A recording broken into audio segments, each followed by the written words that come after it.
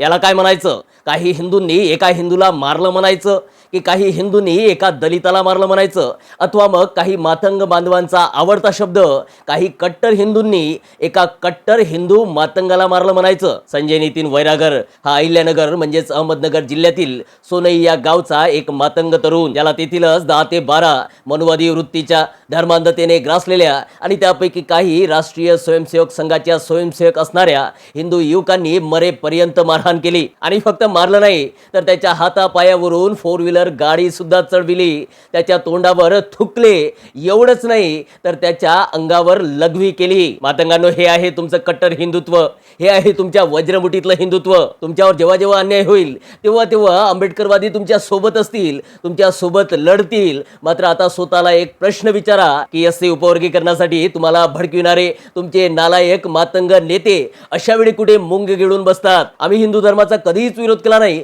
आणि ते करण्याची गरज सुद्धा नाही. आम्ही विरोध केला फक्त हिंदू धर्मातील या विकृत प्रवृत्तीचा, मनुवादाचा, उच्चनीचतेचा आणि जाती भेदाचा. आणि आम्ही तुम्हा मातंगांना कधीच म्हटलं नाही की हिंदू धर्म सोडा. आम्ही फक्त एवढंच म्हटलं की स्वाभिमान सोडू नका, सन्मान सोडू नका. जिथे सन्मान मिळत नाही तिथे राहू नका. जिथे स्वाभिमान गहाण ठेवावा लागतो तिथे राहू नका.